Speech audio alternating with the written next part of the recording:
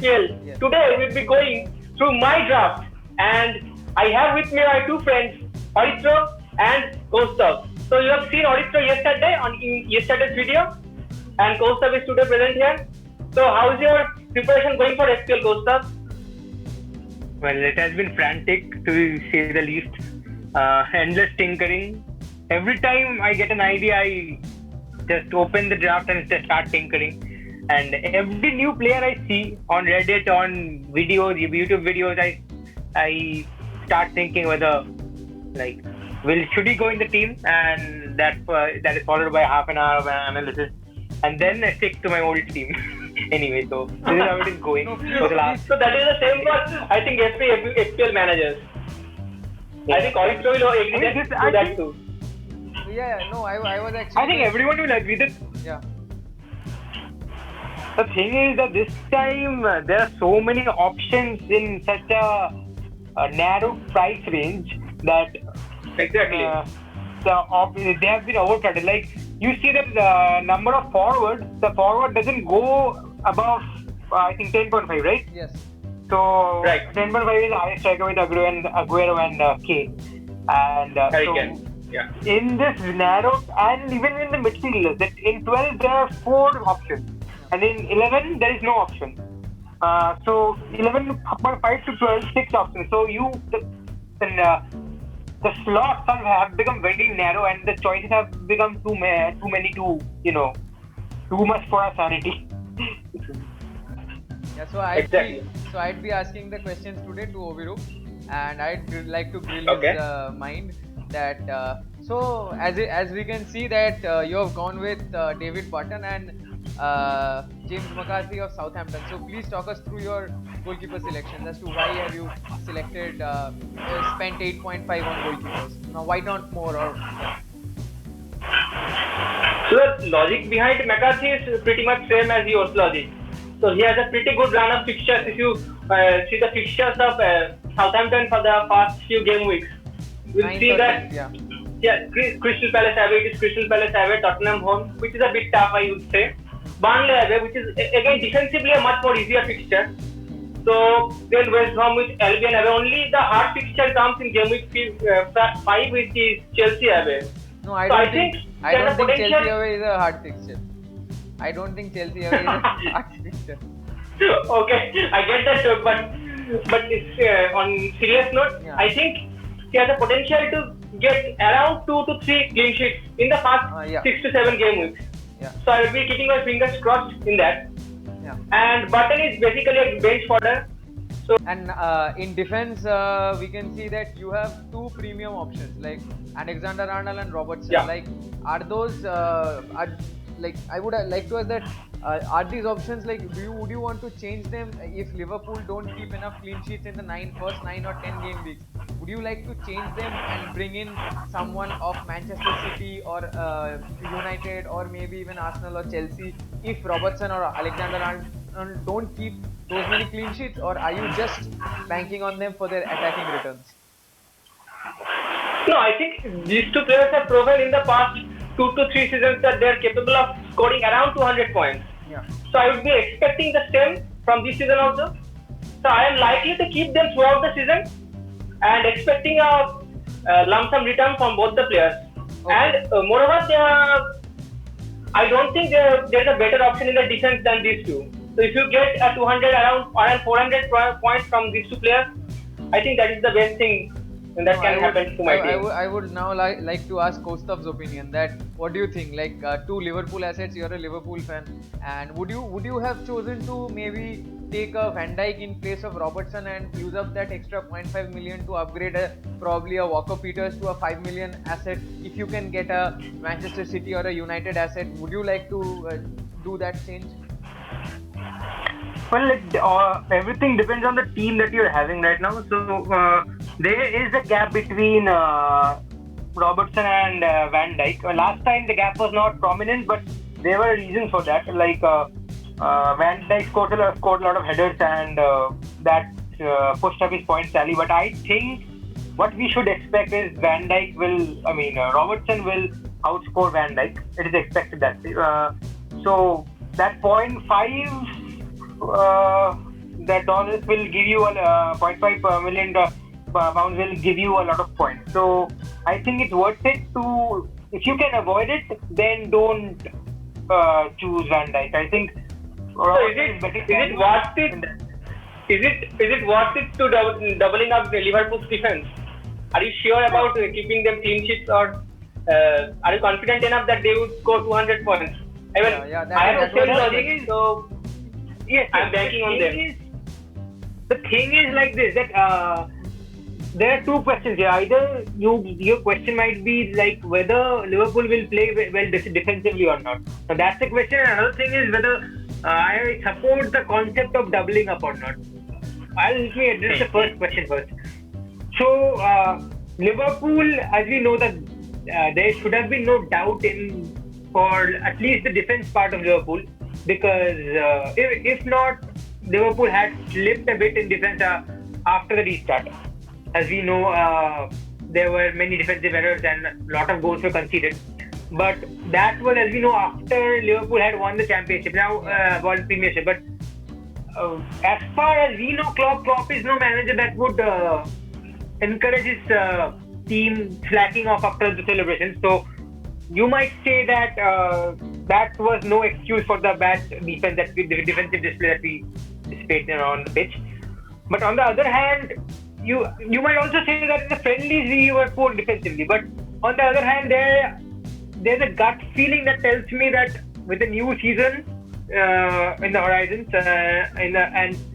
Liverpool will not slack defensively, will not underperform in terms of defense, because if you remember, towards the start of last season, there was a time when we were waiting for Liverpool to concede their first goal for a long time. So I don't think if that thing is repeated, and there's a high chance of that being repeated, I don't think anyone would dare to not take a Liverpool defensive asset in such a scenario. So, and that is more or less, I think, expected which will happen. I mean, I think Klopp is a good manager, and he has seen what defensive weaknesses we had in last season, so he must have addressed those. And I think it will be back to business for us. Okay, so we've got the gist of Ovirook's defense, and I think Walker Peters is an asset. Do you want to cover him because he's a right back, or do you want to cover Southampton's clean sheets? What is I think he's a definite starter. Walker Peters is definite starter. We don't know about Vinagre. I mean, there are talks that he would be going to Porto and all sorts of that. So I'm not going to take a risk. And there are two teams that are blanking, the main teams, that Man City and Manchester United. So there's a huge problem. I don't know how would I fit them in the coming game week. So I would be definitely looking for the starters first. So, and I think the fixture of Southampton is also very favorable towards them in keeping the clean sheet. So that's why for the initial part of the season, I am banking on the Southampton defense. And talk us through your midfield. Why Mane? This is very interesting. One thing that I found interesting in this team selection of yours is Mane. Why not Salah? Because Salah is on spot kicks. Salah is on spot kick duty. So why not Salah and why Mane? So I was confused around between these two. So in the previous draft I had Salah, but I recently changed to Mane. So this is mainly because that during the pre-season and in the Community Shield final, I observed Mane's game. So I thought that Mane created more chances. So he missed few one-to-one chances. And Salah, I don't know. I don't think that I should judge Salah based on the pre-season performances, because he has performed so well in the previous 3 seasons and outscored Mane in all the respects. But I think that as I have 2 Liverpool defenses, I am just banking on Mane to score in the first game week. After that, I would probably change Mane to a Fernandes, maybe because the next 2 fixtures of Liverpool is a bit tricky, Chelsea and Arsenal. So that is why that is the logic behind it, more or less. And talk us through Aubameyang. I think we don't need to talk much because Aubameyang is pretty nailed on. So talk me through this 5.5 and 4.5. Talk me through Saint-Maximin and Reed. Reed is, I think, one of the few things that I haven't seen in too many drafts. Harrison Reed, I haven't seen in too many Yeah. drafts. San Maximan is like everyone is selecting San Maximan as a 5.5 or a 6 million asset in that bracket. So talk me through these two assets. No, I recently read an article regarding the prospects of Fulham in the coming season. So I saw that Reed may be a potential starter for Fulham. His performance was quite good in the championship last year. So that is why I took Reed. Basically, he would not be playing in the starting 11. But if someone misses, then I have a player who could potentially pick some points coming from the bench. So that is why Reed is in my team. And Saint Maximin is, so there are various confusions regarding the 5.5 slot. Yeah. So there may be few options like Saint Maximin, Armstrong is there, Saka is there, but I don't know whether he will start as Pepe, Willian, No, both there's Souček also. play on the right flank. I would like to take Kostav's opinion on this. Like, if you had 5.5 million or 6 million, let's say, whom would you consider? Ideally, if it was for like 7 to 8 game week span in the start of the season, like before playing wildcard. Like, if you were to play wildcard in the 10th game week, probably then who would your selection be if you had to keep a constant, like a 5.5 or a 6 million asset? Kostav.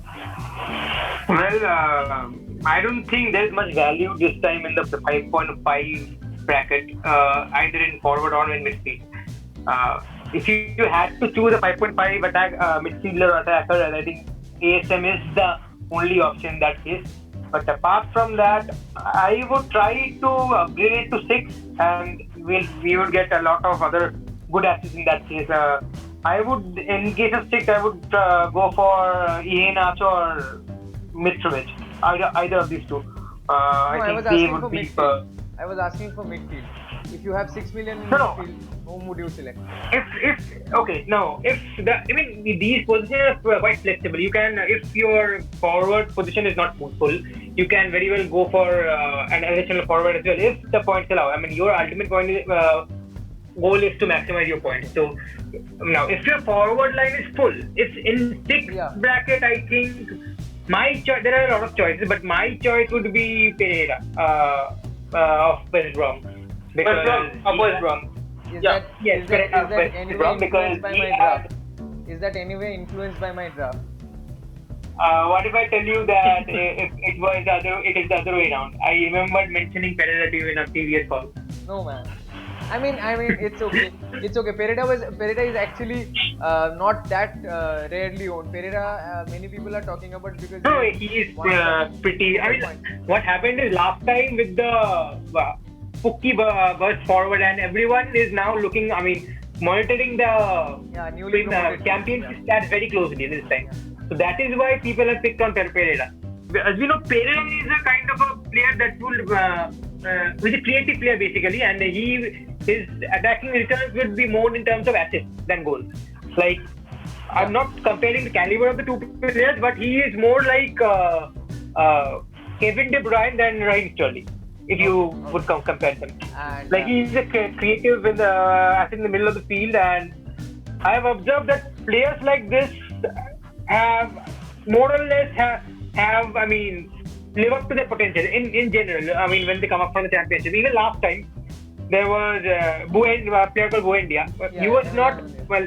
He didn't get a huge tally, but the thing is, when Buki was playing, he was playing well.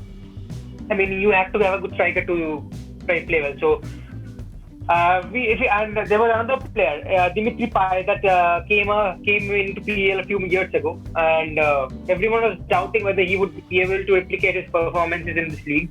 And we saw that someone player like Payet or even Kevin De Bruyne, who are more creative than a goal scoring set, they have a good chance of maintaining their consistency. So I think Pereira is a good asset at 6 bracket. Okay, and about Oviroop's forward line, I see Werner, I see Mitrovic, and I see Keenan Davis. And another thing that I would like to ask is that I see that this is you have a good backbone, but I don't see too much of flexibility. I mean, you have Reed, you have a Davies, you have a San Maximan, and you have two £4 million asset, which is Tyrick Mitchell, and you have a Walker Peters.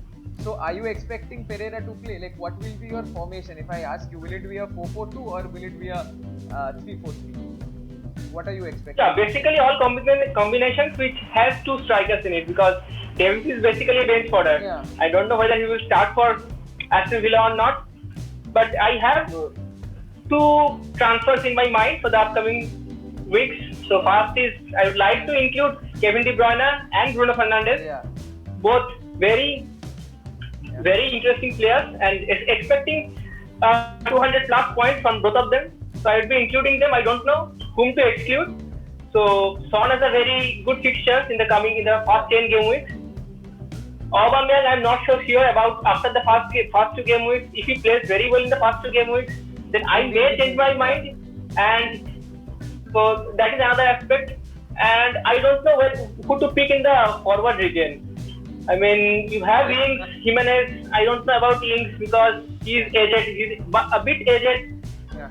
So I don't know what he would do in the second season. And what about if I say that why not have you picked Che Adams? Che Adams is also a £6 million asset. You can cover Southampton's attack by Che Adams. Yeah. So why Exactly, not Che Adams? And I'm not why sure. No, I'm not sure about his playing minutes actually, because Che Adams has played brilliantly after the lockdown phase.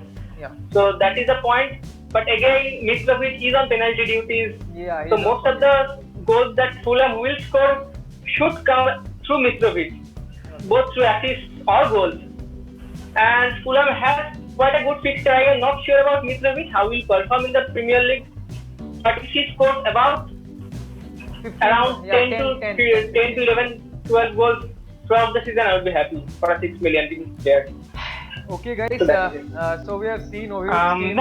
I think it's quite a strong one, and I would expect Oviru has done very well in the last 2 or 3 or from whenever we have been playing together in our own little community. And we'd expect Oviru's team to do very well. And next video we'll come back with Kostov's team reveal. And I assure you he was the champion of our mini league last year. So I assure you his team will be a very good one. For the last 2 years, rather. For the last 2 years, rather. Yeah, for the last 2 years. And I assure you it will be a good watch. So please do give it a listen. So he might look like distressed and bewildered, but he's a very intelligent guy and he'll make a very good draft team. So I'd request you all to please watch our videos. And thanks guys for watching and support. And the last thing I would like to say that please do subscribe to our channel if you like this video, and we will continue to do more such contents in the future. Thanks a lot.